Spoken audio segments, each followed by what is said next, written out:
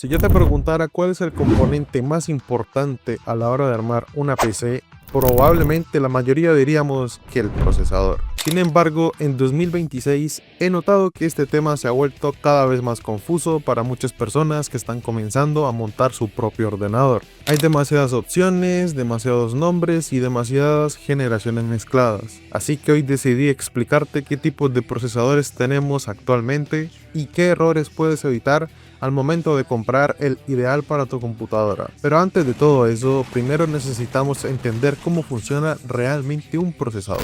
Normalmente un procesador tiene tres características principales: núcleos, hilos y frecuencia. Voy a explicártelo de la forma más sencilla. Los núcleos son como pequeños procesadores dentro del procesador, es decir, están físicamente dentro de él y se reparten de las tareas entre sí. Mayor cantidad de tareas podrá ejecutar al mismo tiempo. Los hilos serían los ayudantes de esos núcleos. El núcleo realiza una tarea principal y el hilo ayuda a dividirla para que se ejecute de manera más eficiente. La diferencia entre núcleos e hilos es que los núcleos son físicos, mientras que los hilos son creados por software, es decir, no son tangibles. Por eso normalmente un procesador puede tener más hilos que núcleos, como por ejemplo 6 núcleos y 12 hilos, o 4 núcleos y 8 hilos. Y por último tenemos las frecuencias, que define la velocidad con la que el procesador realiza ciertas tareas. Esta se mide en gigahercios y a mayor frecuencia, mayor cantidad de ciclos por segundo podrá ejecutar. En la actualidad seguimos teniendo dos grandes referentes en el mercado de procesadores de escritorio,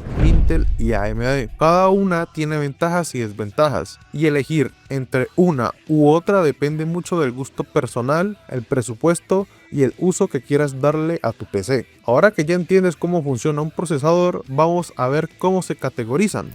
En Intel normalmente encontramos procesadores con el fijo Core, seguido de la letra I y un número que define la gama como i3, i5, i7 o i9. Después aparece un número que indica la generación del procesador y mientras más alto sea, más reciente será. Luego tenemos adicionales que representan el nivel de prestaciones o variantes dentro de la misma generación. Al final del nombre también podemos encontrar letras que indican características especiales. Por ejemplo, la K significa que el procesador está desbloqueado para overclock, la F indica que no tiene gráficos integrados, la X representa versiones enfocadas en máximo rendimiento y la H suele referirse a modelos orientados a portátiles. Existen más variantes, pero estas son las más comunes. En AMD la lógica es bastante similar. Empezamos con la palabra Ryzen, seguida de la gama como 3, 5, 7 o 9.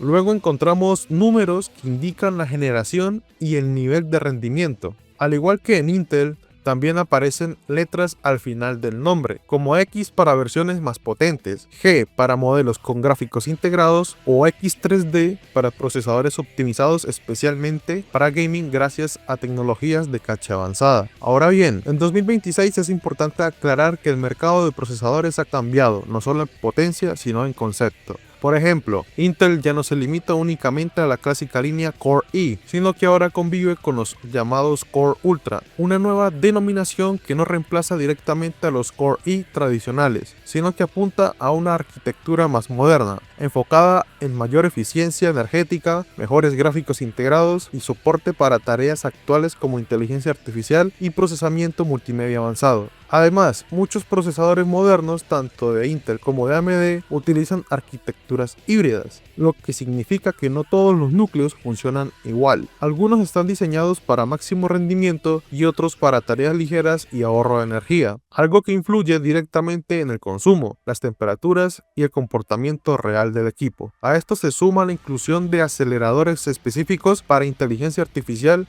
en ciertos modelos, una característica que empieza a cobrar relevancia en aplicaciones modernas, aunque no todos los usuarios la necesitan hoy en día, los que ya sabemos bien llamados NPU. También es clave entender que un procesador de escritorio no rinde igual que uno de portátil, aunque compartan un nombre similar, ya que factores como el consumo energético y la refrigeración cambian completamente su desempeño. Finalmente, las plataformas actuales exigen componentes más modernos, como memorias de DDR5 y placas base compatibles, por lo que elegir un procesador no solo implica mirar el número más alto, sino entender el ecosistema completo que lo rodea. Para 2026, un procesador decente que permita jugar, editar, y realizar múltiples tareas de forma cómoda, debería tener como mínimo entre 6 y 8 núcleos con su respectivo doble de hilos. 6 núcleos ya representan el punto mínimo aceptable para la mayoría de usuarios, mientras que 8 núcleos se han convertido en el punto ideal para quienes buscan una experiencia fluida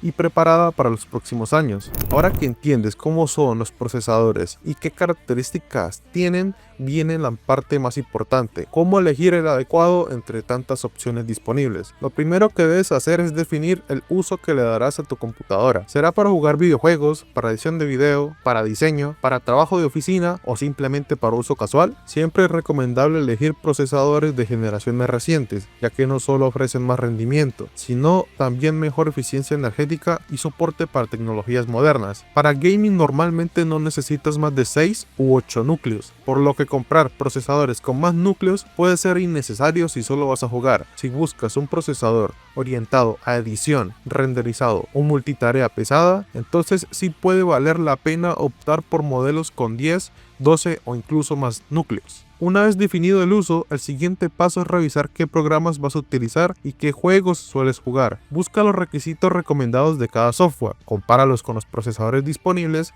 y elige uno que se ajuste a tu presupuesto. Luego compáralo con opciones similares de la competencia para asegurarte de obtener la mejor relación calidad-precio. Después de eso, revisa la compatibilidad del resto de componentes. Es importante mantener un equilibrio entre el procesador, tarjeta gráfica, memoria RAM y almacenamiento para evitar cuellos de botella. No sirve de nada tener un procesador muy potente si la gráfica no puede seguirle el ritmo, ni una gráfica muy potente si el procesador la limita, aunque es preferible en muchos casos tener un procesador más potente con la intención de poder actualizar tu gráfica a futuro. Otro punto clave en 2026 son los gráficos integrados. Hoy en día existen procesadores con iGPU bastante capaces que permiten jugar títulos ligeros, editar o trabajar sin necesidad de una tarjeta gráfica dedicada. De ahí los famosos Ryzen con la nomenclatura G, los cuales tienen gráficos Vega y últimamente RDNA. Esto puede ser una excelente opción si tienes un presupuesto ajustado y planeas actualizar tu PC más adelante. Finalmente, piensa en la actualización a futuro. Elige una buena plataforma que pueda permitirte mejorar tu computadora con el paso del tiempo sin tener que cambiar todo el sistema. Por ejemplo, puedes comenzar con un procesador con gráficos integrados y más adelante añadir una tarjeta gráfica dedicada cuando tengas mayor presupuesto. No existe el procesador perfecto para todos, sino el procesador ideal para tu uso específico.